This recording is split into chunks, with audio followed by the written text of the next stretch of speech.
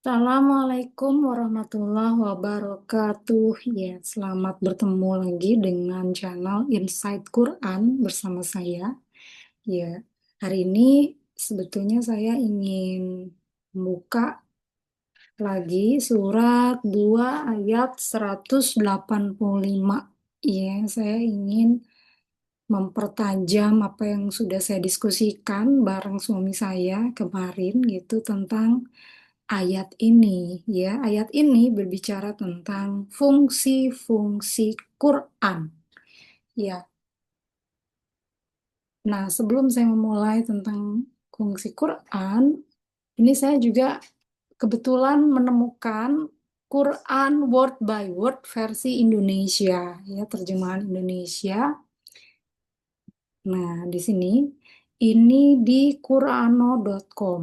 Ya, saya belum ngecek sih, tapi ini tuh ya lumayan lah ya untuk em, Quran word by word versi Indonesia gitu. Nah, biasanya saya menggunakan juga Quran yang word by word tapi versi yang kertas karena kalau kertas itu ya kita bisa dengan mudah melihat ya ayat-ayat sebelumnya itu dengan mudah karena masih dalam satu halaman gitu kan ya, konteksnya bisa kita pelajari, kita lihat langsung. Tapi kalau Quran yang seperti ini yang online gitu ya, biasanya itu hanya satu halaman itu ya satu ayat gitu untuk word by word. Jadi agak susah kalau kita mau melihat ayat-ayat sebelumnya atau ayat-ayat sesudahnya gitu ya. Biasanya saya mencari konteks juga. Misalnya ayat ini, oh lagi berbicara apa? Berarti kita harus lihat konteks di ayat sebelumnya dan di konteks ayat sesudahnya ya. Tapi nggak apa-apa kalau kalau untuk sharing di YouTube ya memang lebih gampang ya pakai aplikasi-aplikasi yang sudah ada, jadi lebih mudah gitu ya. Meskipun tentu ada kelemahannya juga ya. Oke, nah kita lihat korpus.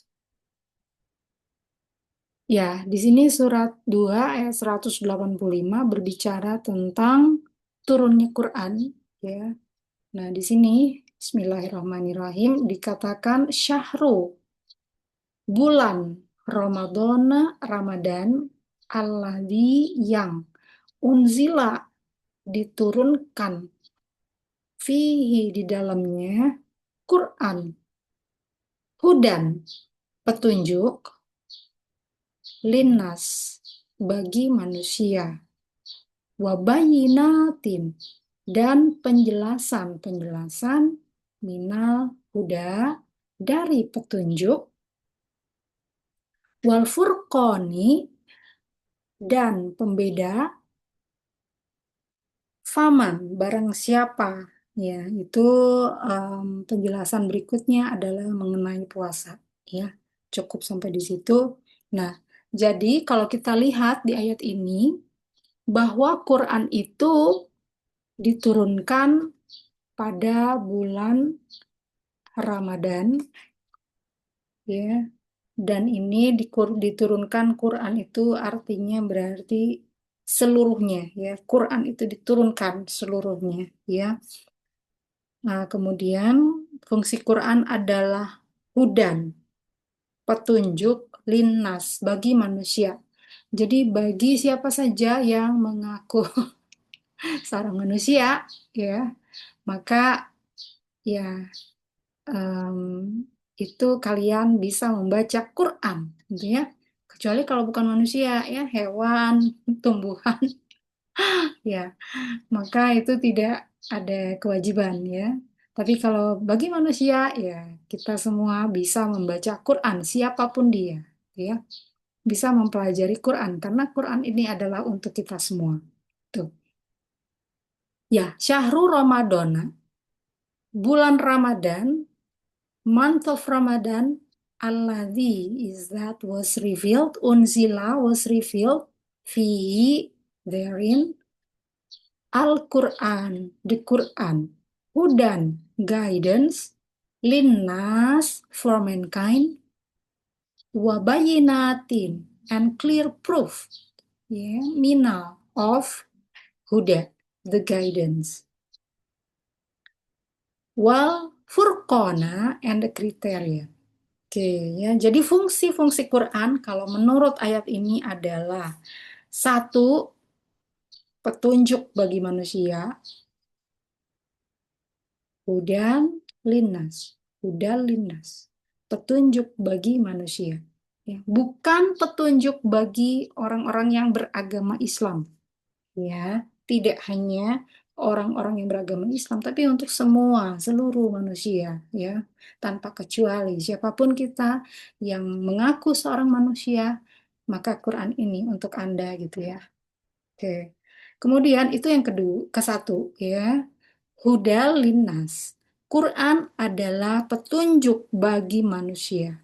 Yang kedua, wabayinatin minal huda, dan sebagai penjelasan minal huda dari petunjuk itu.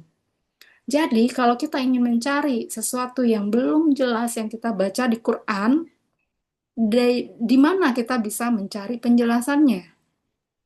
Wabayinati minal huda. Quran itu isinya penjelasan dari petunjuk itu.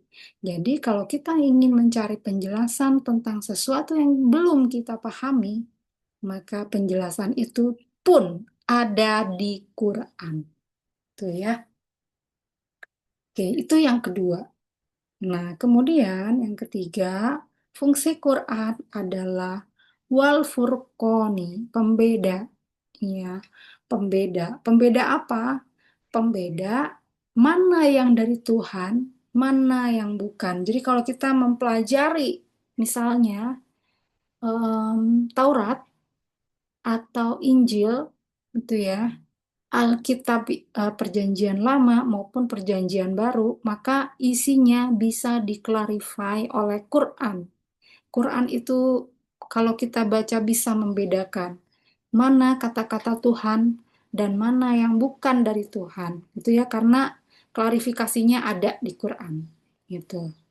Jadi nggak perlu khawatir kita mempelajari kitab-kitab sebelumnya itu sangat boleh ya. Bahkan Quran itu menyebutkan di ayat yang lain bahwa Taurat itu adalah petunjuk dan cahaya, ya, petunjuk dan cahaya. Kemudian Injil itu juga dikatakan oleh Quran sebagai petunjuk dan cahaya.